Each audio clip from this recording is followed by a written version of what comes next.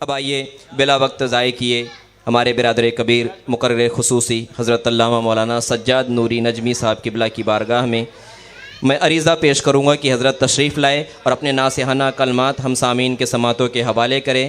آئیے حضرت کا استقبال نعرہ تکبیر اور نعرہ رسالت سے کرتے ہیں۔ نعرہ تکبیر، نعرہ رسالت، علماء اہل سنت، حضرت مولانا سجاد برکاتی صاحب قبلہ، نعرہ تکبیر، نعرہ رسالت۔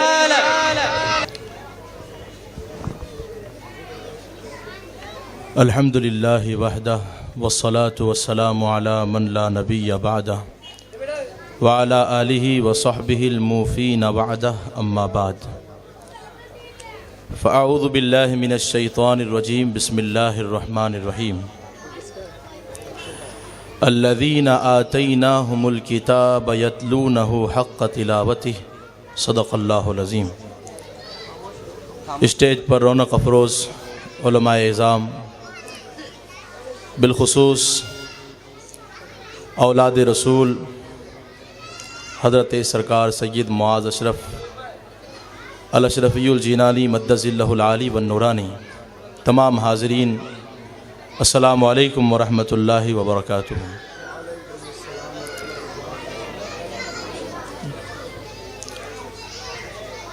قرآن مجید میں اللہ تبارک و تعالی ارشاد فرماتا ہے، الذین آتیناہم الکتاب یتلونہ حق تلاوتہ، کہ ایمان والے وہ ہیں کہ جن کو اللہ کی طرف سے کتاب ملی تو اس کی تلاوت کا حق ادا کر دیتے ہیں۔ یہ مختصر سا پروگرام جس میں آپ ہی کے علاقے کے بچیوں نے نعتیں پڑھی، قرآن مجید کی تلاوت کی، مدرسہ عمر فاروق میں انہوں نے جو کچھ سیکھا اس کی ایک جھلک آپ کے سامنے پیش کرنے کی کوشش کی، اور پھر ان بچوں اور بچیوں میں جنہوں نے بہترین نعتیں پڑھی یا بہترین انداز میں قرات کی، ان کو انعامات سے بھی نوازا جائے گا۔ میں 2-3 باتیں بہت مختصر وقت میں آپ کی خدمت میں عرض کرنا چاہتا ہوں۔ اس وقت پوری دنیا میں حقوق کی جنگ چل رہی ہے، ہر کسی کو اپنا اپنا حق چاہیے، اور جب تک حق نہ ملے تو حق مانگنے والا سکون اور چین کے ساتھ نہیں بیٹھتا۔ ایک کسان کو حق نہ ملے تو وہ راستے میں آ کر احتجاج کرتا ہے اور اپنا حق لے کر اس کے بعد سکون سے بیٹھتا ہے، اور اس میں کوئی شک نہیں کہ جب تک ہر حقدار تک اس کا حق نہیں پہنچے گا تو یقین جانیے اس دنیا میں امن و سکون کا باقی رہنا بہت مشکل ہے۔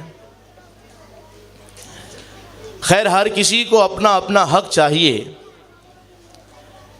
لیکن یہ بات بھی ہم اور آپ اپنے ذہن میں، اپنے دل میں بٹھا لیں کہ ہم پر اور آپ پر قرآن مجید کے بھی کچھ حقوق ہیں، کچھ رائٹس ہیں۔ اگر ہم قرآن مجید کے حقوق ادا نہیں کرتے، جیسے آج کسان کو اگر اپنا حق نہ ملے یا کسی بھی شعبۂ زندگی سے وابستہ شخص کو اپنا حق نہ ملے تو وہ راستے میں آ کے احتجاج کرتا ہے، اور جس نے حق نہیں دیا اس کے خلاف آواز بلند کرتا ہے، اور جب تک حق نہ دے اس کے خلاف آواز بلند کر کے رکھتا ہے۔ بالکل اسی طرح سے یاد رکھیں کہ اگر ہم نے قرآن مجید کو اس کا حق نہیں دیا، قرآن مجید کو اس کا حق نہ دیا، تو یہ قرآن قیامت کے دن اللہ کی بارگاہ میں ہمارے خلاف احتجاج کرے گا، ہمارے خلاف آواز بلند کرے گا۔ حدیث پاک میں حضور پاک صلی اللہ علیہ وسلم نے ارشاد فرمایا القرآن حجت لک او علیک، قرآن یا تو تمہارے حق میں گواہی دے گا یا تو تمہارے خلاف گواہی دے گا۔ کیا مطلب؟ قرآن کے جو حقوق ہیں، جو رائٹس ہیں، اگر ہم نے وہ ادا کر دیے، ہم نے اس کی تلاوت کی، ہم نے اس کو پڑھا، ہم نے اس کو سمجھا، ہم نے اس پر عمل کیا، ہم نے اس کو دوسروں تک پہنچایا، تو کل یہی قرآن ہمارے مومن ہونے کی گواہی دے گا۔ اور اگر ہم نے اس کو پڑھا نہیں، اس کو سمجھا نہیں، اس کا حق ادا نہیں کیا، اس سے محبت نہ کی، اس کو نہ خود سمجھایا نہ دوسروں تک پہنچایا، تو یہ قرآن کل قیامت کے دن ہمارے خلاف گواہی دے گا۔ اور صرف یہ قرآن نہیں، بلکہ یہ قرآن جس رسول پر نازل ہوا وہ رسول بھی ہمارے خلاف گواہی دے گا۔ وقال الرسول یا رب، اور رسول قیامت کے دن کہے گا، کیا کہے گا؟ ان قوم اتخذوا ھذا القرآن مہجورا، اے اللہ میری اس قوم نے قرآن کو بالکل چھوڑ دیا۔ یعنی یوں کہہ لے کہ قرآن بھی ہمارے خلاف گواہی دے گا، اور قرآن جس رسول پر نازل ہوا وہ رسول بھی ہمارے خلاف گواہی دیں گے۔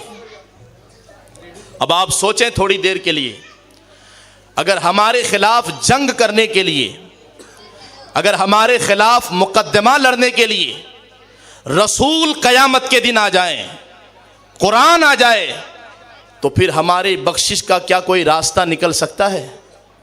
کیا ہماری نجات کا کوئی راستہ نکل سکتا ہے؟ میرے عزیز دوستو، بس مختصر وقت میں اگر یہ باتیں دل میں بیٹھ گئی، ذہن نشیں ہو گئی، تو بڑی کام کی باتیں ہیں، بڑی کام کی باتیں ہیں۔ کیا حق ہے ہم پر قرآن کا، اور ہم نے اب تک کتنے حقوق ادا کیے؟ یہ سوال ہم کو اپنے آپ سے پوچھنا ہے۔ قرآن کا ہم پر سب سے پہلا حق یہ ہے کہ ہم قرآن کو دل و جان سے اللہ کی کتاب مانیں، اللہ کا کلام مانیں۔ اللہ تبارک و تعالیٰ اپنے نبی سے فرماتا ہے وَقُلْ، محبوب آپ کہہ دیں آمنت بما انزل اللہ من کتاب، اللہ نے جو کتاب نازل کی ہے میں اس کو دل و جان سے اللہ کی کتاب مانتا ہوں۔ آمن الرسول بما انزل الیہ من ربہ والمؤمنون، اللہ کی طرف سے جو کتاب نازل ہوئی اللہ کے رسول بھی اس پر ایمان لائے، اور سارے صحابہ نے اس کو دل و جان سے اللہ کی کتاب تسلیم کی۔ یہ سب سے پہلا حق ہے ہمارے اوپر۔ آپ کہیں گے ایمان مجمل اور ایمان مفصل تو ہم پڑھتے رہتے ہیں، اس کا ترجمہ بھی ہم کو یاد ہے، آمنت باللہ وملائکتہ وکتبہ ورسلہ، کہ میں ایمان لایا اللہ پر، میں ایمان لایا اللہ کی کتاب پر۔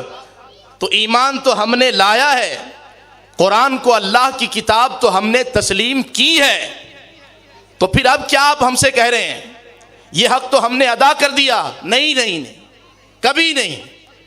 ہم پر یہ حق باقی ہے، ہم نے یہ حق ابھی ادا نہیں کیا ہے۔ ہم نے صحیح طریقے سے دل و جان سے قرآن کو اللہ کی کتاب تسلیم نہیں کی ہے۔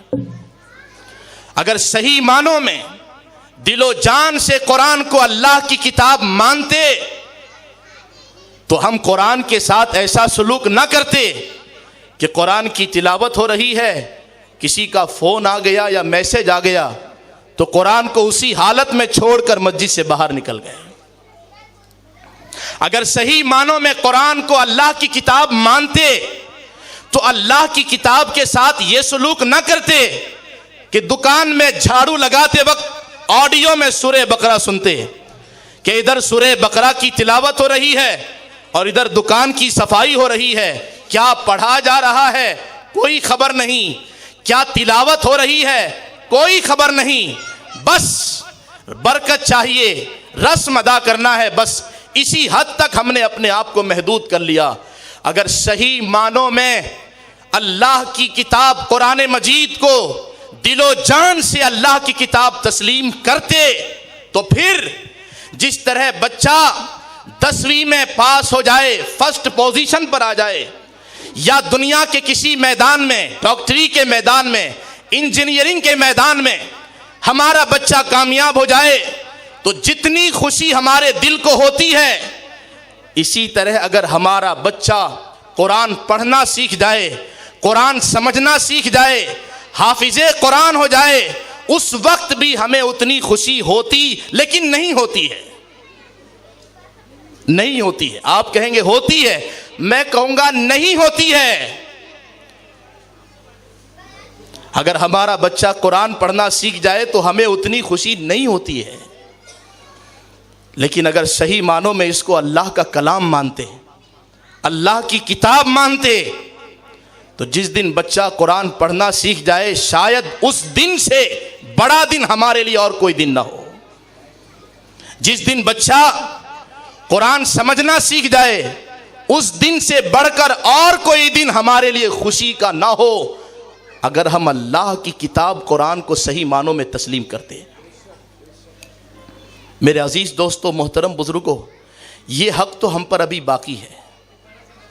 جو لوگ صحیح معنوں میں قرآن کو اللہ کی کتاب مانتے ہیں، ذرا اس کی زندگی دیکھیے، ذرا ان کا اٹھنا بیٹھنا دیکھیے، ذرا ان کی روش دیکھیے، رویہ دیکھیے۔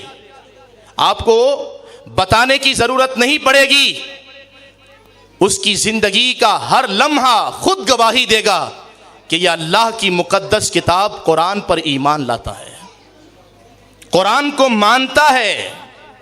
میرے عزیز دوستو، محترم بزرگوں، توجہ فرمائیں، یہ پہلا حق ہے قرآن کا ہم پر۔ میں اس کو اگر ایک مثال دے کر سمجھاؤں تو شاید بات سمجھ میں آ جائے کہ یہ حق ہے، یہ سچ ہے کہ ہم نے اب تک دل سے قرآن کو اللہ کی کتاب تسلیم نہیں کیے۔ اگر کوئی کسی سے محبت کرتا ہے، کسی سے دل لگاتا ہے، بے انتہا محبت کرتا ہے، اور جس سے وہ محبت کرتا ہے وہ اس کو کوئی یادگار تحفہ دے دے، تو کیا محبت کرنے والا اس یادگار تحفے کو کسی کچرے کے ڈھیر میں پھینک دیتا ہے؟ نہیں، اس کو آنکھوں سے لگاتا ہے، اس کو لبوں سے چومتا ہے، اس کو عزت کی جگہ پہ رکھتا ہے۔ دل میں جب بھی غم ہو، جب بھی محبوب کی یاد آئے، اس یادگار تحفے کو نکال کر دیکھتا ہے، غم ہلکا کرتا ہے۔ جب بھی پریشانی ہو، اسی کو نکالتا ہے، پھر یاد تازہ کر کے غم ہلکا کرتا ہے۔ وہ دل میں 10 مرتبہ بھی اگر اپنے اس محبوب کے یادگار تحفے کو دیکھ لے، چوم لے، لبوں سے لگا لے، تو اس کا دل نہیں بھرتا۔ بلا تمثیل قرآن اللہ کی طرف سے دیا ہوا ہم سب کے لیے ایک بہترین اور عظیم تحفہ ہے۔ اگر ہم اس کو صحیح معنوں میں تحفہ سمجھتے اللہ کا، تو کبھی اس کو آنکھوں سے لگاتے، کبھی اس کو لبوں سے چومتے، صبح بھی پڑھتے، شام بھی پڑھتے، پڑھتے رہتے، ارے پڑھتے رہتے، مگر دل نہیں بھرتا، بلکہ حالت یہ ہوتی کہ ہماری پہچان قرآن کی تلاوت بن جاتی۔ دیکھیں تو صحیح، جن لوگوں نے قرآن کو دل سے خدا کی کتاب تسلیم کی، ان کے بارے میں اللہ نے کیا فرمایا؟ الذین آتیناہم الکتاب یتلونہ حق تلاوتہ۔ ایمان والے تو وہ ہیں کہ جن کو ہم نے کتاب دی تو اس کی تلاوت کا حق ادا کر دیتے ہیں۔ کیا مطلب؟ صبح اٹھ کے قرآن پڑھتے ہیں، رات کو نیند قربان کر کے قرآن پڑھتے ہیں، شام قرآن پڑھتے ہیں، ہر نماز کے بعد قرآن پڑھتے ہیں۔ مبارک ہو ایسے قرآن سے محبت کرنے والوں کو کہ میرے نبی نے فرمایا، اقرأوا القرآن، پڑھتے رہو قرآن، پڑھتے رہو قرآن، فَإِنَّهُ يَأْتِي شَفِيعًا لِصَاحِبِهِ يَوْمَ الْقِيَامَةِ۔ ارے قیامت میں کوئی یار ملے نہ ملے، کوئی دوست ملے نہ ملے، انگلی پکڑ کے قرآن تم کو جنت تک لے کر جائے گا۔ پڑھیں قرآن پڑھیں، نہیں پڑھتے قرآن۔ شاید اس کی وجہ یہ بھی ہو سکتی ہے کہ قرآن سے اتنی محبت نہیں، شاید اس کی وجہ یہ بھی ہو سکتی ہے کہ قرآن پڑھنا نہیں آتا۔ اللہ اکبر۔ میرے عزیز دوستو، محترم بزرگوں، حدیث پاک میں مصطفیٰ نے فرمایا، کیا فرمایا؟ قیامت میں قرآن جس کے بارے میں جو سفارش کرے گا اللہ اس کو رد نہیں فرمائے گا، جو بات کہہ دے گا اللہ اس کو مان لے گا، حتیٰ کہ قرآن کہے گا قیامت میں مالک اس کو معاف کر دے، اس کو بخش دے، میری محبت کے سبب یہ راتوں کو جاگا کرتا تھا، یہ شب بیداری کرتا تھا، یہ اٹھ کر مجھے پڑھتا تھا۔ رب فرمائے گا قرآن سفارش کرے اور ہم نہ مانے، اس کو جنت میں داخل کر دو۔ ہاں مگر یہ نہ بھولنا، جیسے قرآن کی سفارش اس بارے میں سنی جائے گی کہ قرآن پڑھتا تھا، ویسے ہی قرآن کی سفارش اس بارے میں بھی مانی جائے گی کہ یہ پڑھتا نہیں تھا، یہ بھول بیٹھا تھا۔ قرآن مقدمہ لڑے تو جنگ کون جیت سکتا ہے؟ قرآن خلاف میں آ جائے تو کون حشر کے میدان میں کامیاب ہو سکتا ہے؟ یاد رکھیں، اگر صحیح معنوں میں اللہ کی کتاب سے محبت ہوتی، صحیح معنوں میں اس کو اللہ کا کلام سمجھتے تو صبح پڑھتے، شام پڑھتے، نہیں پڑھنا آتا تو پڑھنا سیکھتے، کوشش کرتے، اور اگر اس کے لیے قربانی دینے کی نوبت آئے تو قربانی دیتے، لیکن ہمیں کوئی پرواہ نہیں۔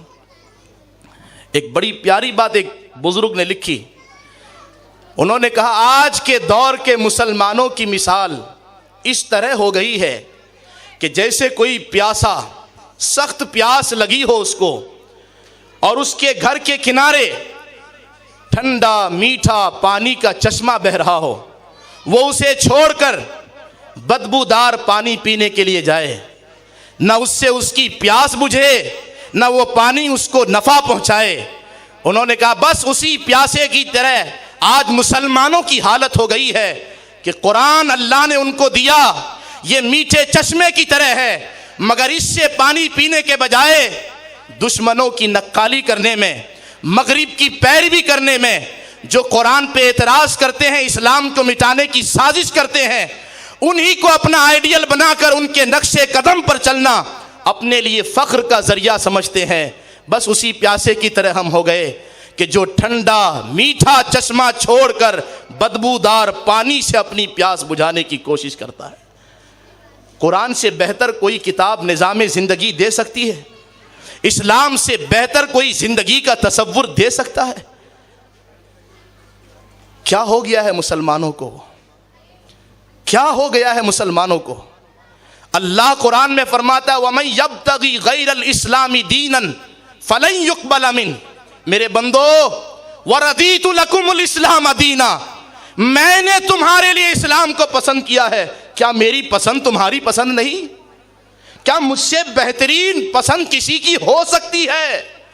میں نے اسلام تم کو دیا ہے، میں نے پسند کیا ہے تمہارے لیے، تم چلنا نہیں چاہتے ہو، تم اس کو پسند نہیں کرتے ہو تو سن لو وَمَن يَبْتَغِي غَيْرَ الْإِسْلَامِ دِينًا، جو اسلام کو چھوڑ کر کسی اور راستے پر چلے گا، رب فرماتا ہے میرا مقبول بندہ وہ کبھی نہیں ہو سکتا، اور اس کی دنیا بھی برباد ہو جائے گی، اس کی آخرت بھی برباد ہو جائے گی۔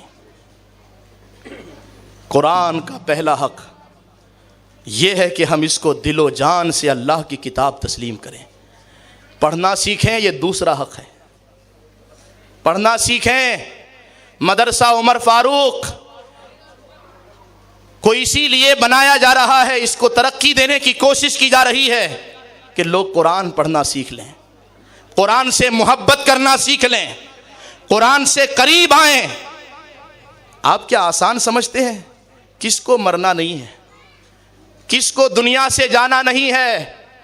ان الموت الذی تفرون منہ، جس موت سے بھاگتے ہو نہیں بھاگ سکتے، فإنہ ملاقیکم، وہ تم سے ضرور ملاقات کرے گی۔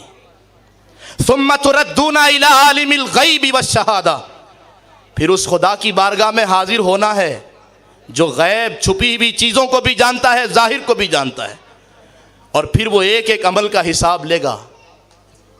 جب مرنا ہے مر کے پلٹ کر اللہ کی طرف جانا ہے, حساب دینا ہے, ہمیں جانا ہے, ہمیں حساب دینا ہے, تو تیاری کوئی دوسرا کرے گا, تیاری کوئی تیسرا کرے گا.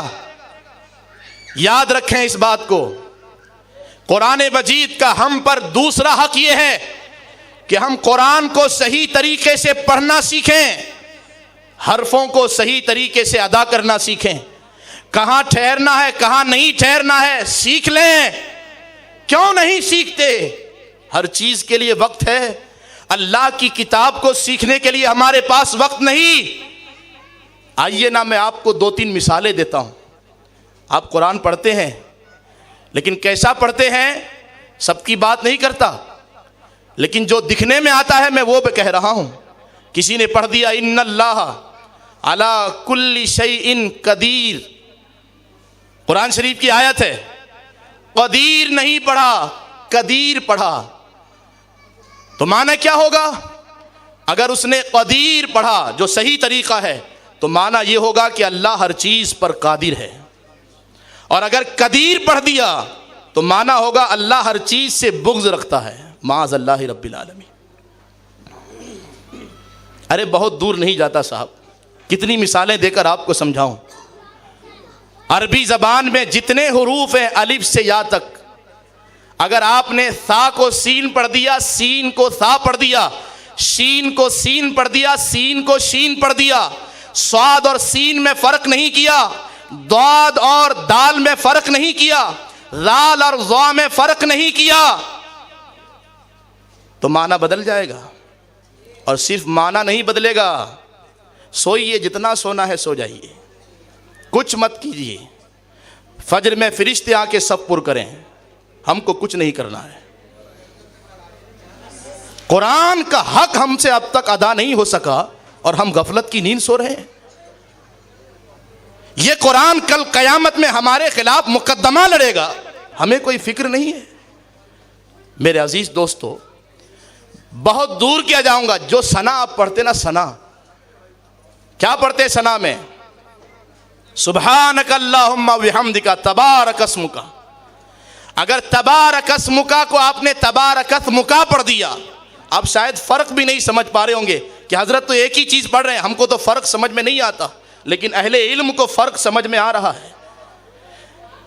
اگر آپ نے اسمکا کو اسمکا پڑھ دیا, سین کو سا پڑھ دیا, تو اگر اسمکا پڑھا تو معنی ہوگا اے اللہ تیرا نام بہت برکت والا ہے. اور اگر اسمکا پڑھ دیا تو معنی ہوگا اے اللہ تو جو گناہ کرتا ہے وہ گناہ بہت برکت والا ہے. معاذ اللہ رب العالمین. اسی لیے میرے نبی نے فرمایا صلی اللہ علیہ وسلم, رب قارئ القرآن یقرأ القرآن والقرآن یلعنہ. کتنے ایسے قرآن کے پڑھنے والے ہیں کہ جب وہ قرآن پڑھتے ہیں تو قرآن ان پر لعنت بھیجتا ہے, ثواب نہیں ملتا, قرآن ان پر لعنت بھیجتا ہے. اگر قرآن صحیح نہیں پڑھے تو تلاوت کا ثواب نہیں ملے گا, قرآن صحیح نہیں پڑھے نماز نہیں ہوگی, قرآن صحیح نہیں پڑھے بجائے ثواب کے لعنت ملے گی. پھر بھی ہوش میں نہیں آئیں گے, پھر بھی قرآن پڑھنا نہیں سیکھیں گے. اللہ اکبر. بس میں 5 سے 10 منٹ آپ کے سامنے ہوں, توجہ فرمائیں.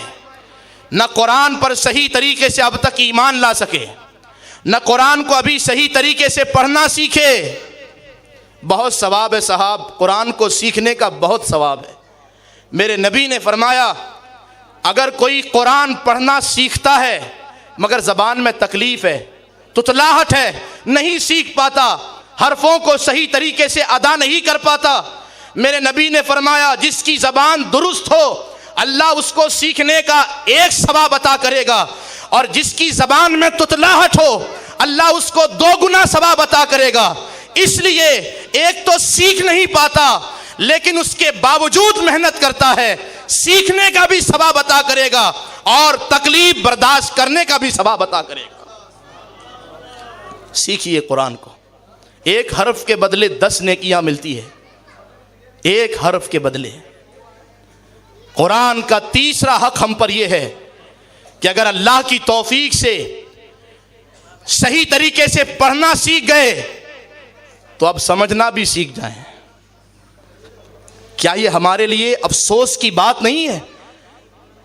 تقریر سننے کی کوئی ضرورت نہیں، خطابت کی کوئی ضرورت نہیں، ایک بار سر جھکا کر اپنا محاسبہ کر لیں، یہ ضمیر آپ کو فتویٰ دے گا اور آئینہ دکھائے گا کہ ہمارا ایمان کس حالت میں ہے، کہاں کھڑے ہیں ہم اس وقت، کہاں کھڑے ہیں ہم اس وقت۔ اگر کسی کو سعودیہ میں کام کرنا ہو، جاب لگ جائے قطر میں، دبئی میں، اور اس کے لیے شرط لگا دی جائے صاحب قطر میں کام کرو گے، جاب کرو گے، لیکن عربی زبان آنی چاہیے، آنی چاہیے، فوراً ادھر سے ادھر رابطے شروع۔ ارے کہیں 6 مہینے کا عربی کورس ہو تو بتا دو، کہیں 8 مہینے کا عربی کورس ہو تو بتا دو، کہیں 3 مہینے کا عربی کورس ہو تو بتا دو۔ نادان، عربی زبان سے اچانک اتنی محبت کیوں ہو گئی؟ ارے قطر میں جاب کرنا ہے، دبئی میں نوکری لگ گئی ہے، اللہ اللہ اللہ اللہ، دبئی میں اور قطر میں نوکری کی بات آئی تو تجھے رات کو نیند نہیں آتی، عربی زبان سے اتنی محبت ہو گئی۔ اور جس عربی زبان میں قرآن نازل ہوا اس قرآن کو سمجھنے کے لیے نہ جانے کتنی تقریریں سن چکا، نہ جانے کتنی مجلسوں میں بیٹھ چکا، مگر عربی زبان سیکھنے کے لیے تیرے پاس وقت نہیں۔ پیسے کی بات آئی تو وقت ہے۔ سنو، مصطفیٰ نے فرمایا تعیس عبد الدینار والدرہم، جو درہم کو خدا بنا لے اس کی دنیا بھی برباد ہے، اس کی آخرت بھی برباد ہے۔ جو پیسے کو اپنا خدا سمجھ بیٹھے، پیسے کی بات آئی تو وقت نکل گیا، اور قرآن کو سمجھنے کے لیے، عربی سیکھنے کے لیے وقت نہیں ہے۔ یہ مسلمان ہے، 2 پیسے کے لیے سمندر پار چلے جاتے ہیں ہوائی جہاز کے ذریعے، اور 2 رکعت کے لیے سیڑھی سے اتر کر مسجد نہیں آ پاتے۔ یہ ایمان ہے ہمارا، اور اسی حالت میں ہم دنیا سے جانا چاہتے ہیں، اسی حالت میں ہم قبر میں حضور سے ملاقات کرنا چاہتے ہیں، اسی حالت میں ہم اللہ سے ملاقات کرنا چاہتے ہیں۔ ہے ہمت اتنی کہ کوئی اللہ کو جواب دے سکے؟ ہے ہمت اتنی کہ اس حالت میں حضور سے سامنا کر سکیں؟ قرآن کو سمجھیں، اور اگر اللہ سمجھنے کی توفیق دے دے، عربی زبان سیکھنے کی اللہ توفیق دے دے، اور عربی زبان صرف اس نیت سے سیکھیں 30 پارہ کلام میں اللہ نے میرے لیے کیا بیان کیا ہے ذرا سمجھوں تو صحیح۔ وہ خدا کہتا ہے ہدی للناس، قرآن ہدایت کے لیے اتری ہے، ہدی للمتقین، ہدایت کے لیے، فیہ شفاء للناس، اس میں دلوں کے لیے شفا ہے، بدن کی بیماری کے لیے شفا ہے، تبیانا لکل شیء، اس میں ہر چیز کا بیان ہے، ولا رطب ولا یابس الا فی کتاب مبین، ہر خشک و تر کا اس میں بیان ہے۔ یہ کون سی کتاب ہے کہ جس کے بارے میں مصطفیٰ نے فرمایا ان اللہ یرفع بہذا الکتاب اقواما ویدعو بہ آخرین، اس کتاب کے ذریعے اللہ ایک قوم کو عزت دے گا اور ایک قوم کو ذلت دے گا۔ یہ کون سی کتاب ہے کہ جس کے بارے میں مصطفیٰ دنیا سے جاتے جاتے اپنے امتیوں کو بتا کر گئے انی تارک فیکم ثقلین کتاب اللہ و عترتی، اے میرے امتیوں میں دنیا سے جا رہا ہوں مگر اللہ کی کتاب کو چھوڑ کے جا رہا ہوں، ان استمسکتم بہما لن تضلوا ابدا، اگر قرآن کو ہاتھوں میں تھما کے رکھو گے کبھی منزل بھولو گے نہیں، خدا تک پہنچ جاؤ گے، جنت تک پہنچ جاؤ گے۔ اسی قرآن کو سمجھنے کے لیے ہمارے پاس وقت نہیں ہے۔ میوزک لگا کر خواجہ کی چھٹی منانے والے، میوزک بجا کر سنیت کو بدنام کرنے والے، کبھی خواجہ کی سیرت اٹھا کے پڑھی؟ خواجہ نے اسی قرآن کو سیکھنے کے لیے اپنی زندگی کے 35 سال لگا دیے۔ کبھی سمرقند پڑھنے جاتے ہیں، کبھی بخارا پڑھنے جاتے ہیں، کبھی نیشاپور پڑھنے جاتے ہیں۔ 35 سال، 35 منٹ کی بات نہیں کرتا۔ وہ ہرگز خواجہ کا دیوانہ نہیں ہو سکتا جو رسمی طور پر ایک پٹا چشتی کلر کا لگا لے اور میوزک والی قوالی سن کر تھم تھم ناچے۔ نہیں، میرے خواجہ کا قرآن سے معاملہ ایسا تھا کہ دن میں سورج کے ڈوبنے سے پہلے پہلے 30 پارے کی تلاوت فرماتے تھے اور صبح سورج کے نکلنے سے پہلے پہلے 30 پارہ قرآن کی تلاوت فرماتے تھے۔ جب کسی نے پوچھا حضور کبھی تو ٹہل لیا کریں باغوں میں جا کے، کہتے ہیں خدا کی کتاب سے بہترین باغ دنیا میں ہے ہی نہیں۔ جب دل غمگین ہوتا ہے انما اشکو بثی و حزنی الی اللہ، میں یعقوب علیہ السلام کی طرح اپنے دل کے غموں کی داستان اپنے رب کو سنا دیتا ہوں۔ اور امن یجیب المضطر اذا دعاہ ویکشف السوء، اور خدا کے سوا کون ہے جو مجبوروں کی فریاد سنے؟ وہی تو ہے جو بہترین پناہ دیتا ہے، وہی تو ہے جو مظلوموں کی فریاد سنتا ہے۔ بھول گئے قرآن کے پیغام کو۔ صحابہ نے قرآن کی حفاظت کے لیے اپنی جانیں دی ہے۔ سمجھیں اس قرآن کو، پڑھیں اس قرآن کو، اور اگر اللہ سمجھنے کی توفیق دے دے، سمجھ میں آ جائے میرا خدا مجھ سے یہ کہتا ہے، تو اب عمل کرنا شروع کر دیں۔ عمل کریں، عمل کریں، قرآن کی آیتوں پر عمل کریں۔ لوگ بہت پریشان ہیں، بہت پریشان ہیں، کسی کو ٹینشن، کسی کو ڈپریشن، کسی کو رزق کی تنگی کی شکایت، کسی کو اور کوئی تکلیف، کسی کو اور کوئی تکلیف۔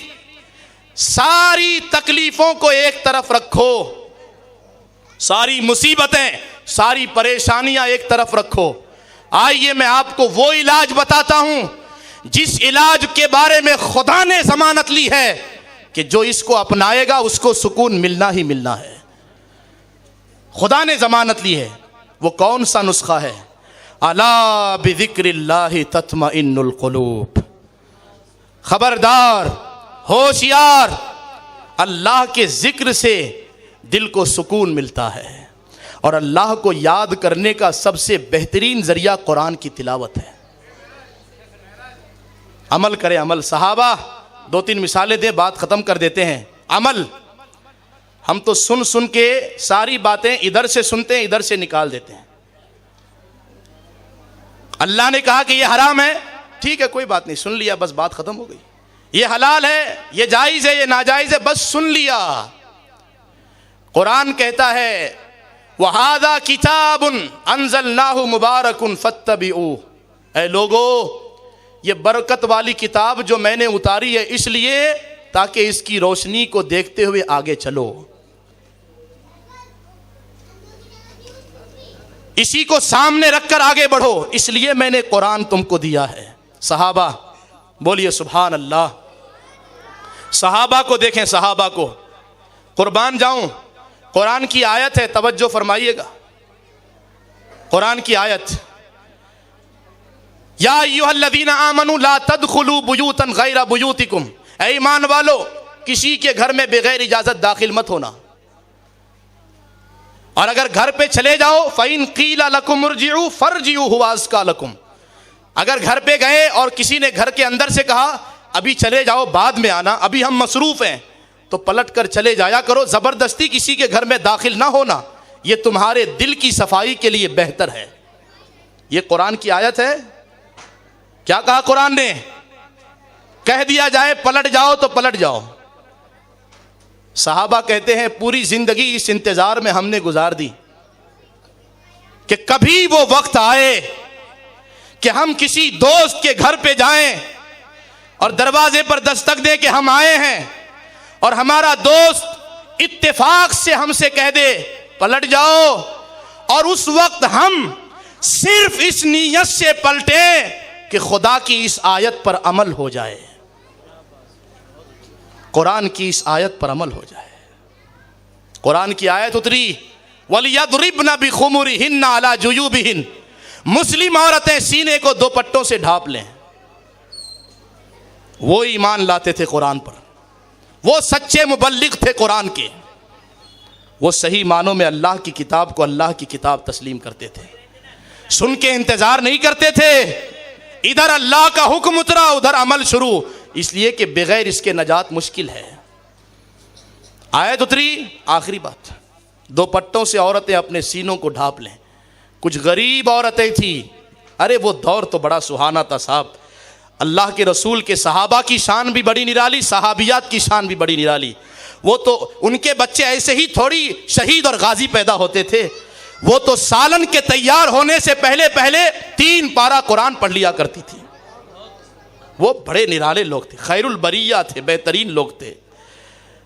جب یہ آیت اتری تو غریب عورتوں نے اپنے شوہروں سے کہا کہ امیر جن کے شوہر ہیں وہ بازار سے دوپٹہ خرید کر لا کے اپنی بیویوں کو دے دیں گے، مگر ہم تو غریب ہیں، دوپٹہ خریدنے کی طاقت نہیں. تو اپنے شوہروں سے کہا تمہارے وہ تہبند جو پرانے ہو گئے ہیں وہ ہم کو دے دو، اسی کو پھاڑ کے ہم اوڑھنی بنا لیں گے کہ قیامت کے دن امیر شوہروں کی بیویاں یہ نہ کہہ سکے کہ قرآن کی آیت اتری تھی دوپٹے کے حوالے سے تو ہم نے عمل کیا، غریب عورتوں نے چھوڑ دیا. ہم بھی اللہ کی بارگاہ میں کہیں گے مالک غریب ضرور تھے مگر ہم بھی تجھ سے محبت کرتے تھے، ہم بھی تیری کتاب پر عمل کرتے تھے، خریدنے کی طاقت نہیں تھی مگر اپنے شوہروں کے پرانے تہبند کو ہم نے دوپٹہ بنا کر قرآن پر عمل کیا ہے. ہے عمل ایسا؟ بالکل نہیں ہے. پوری آبادی میں سناٹا چھایا ہوا ہے، ڈر نہیں لگتا ہے کسی کو. ایک صحابی کا اونٹ گم ہو گیا، بھاگتے ہوئے حضور کے پاس ہے. حضور گھنٹوں سے اپنے اونٹ کو تلاش کر رہا ہوں لیکن پا نہیں رہا ہوں، سانس اوپر نیچے ہو رہی تھی. حضور نے فرمایا کتنی دیر تک تلاش کرتے رہے، کتنی دیر تک بھاگتے رہے؟ کہنے لگے حضور 2 گھنٹے ہو گئے اپنے گم شدہ اونٹ کو تلاش کر رہا ہوں. حضور نے فرمایا ڈرو اللہ کے بندو، خدا سے ڈرو. 2 گھنٹے دوڑے ہو، بھاگے ہو تو تمہاری سانس جواب دے رہی ہے. وہ قیامت کا دن جس کا ایک دن 50,000 سال کے برابر ہوگا، 50,000 سال کیسے ادھر سے ادھر بھاگو گے؟ ڈرو اللہ سے. ہم پر قرآن کے بہت سارے حقوق رہ گئے ہیں. مدرسہ عمر فاروق کی بنیاد کا سب سے واحد مقصد یہی ہے کہ قرآن جس کو لوگ بھول گئے، طاقوں کی زینت بنا دیے، بس ایصال ثواب کا ذریعہ سمجھ بیٹھے، اس مدرسے کے ذریعے اس علاقے میں قرآن کی روشنی کو عام کریں، قرآن کے نور کو عام کریں. لوگ قرآن پڑھنا سیکھیں، پڑھانا سیکھیں، سمجھنا سیکھیں، عمل کرنا سیکھیں اور اس کو گھر گھر تک پہنچانا سیکھیں. اللہ ہم سب کو عمل کی توفیق نصیب فرمائے. السلام علیکم.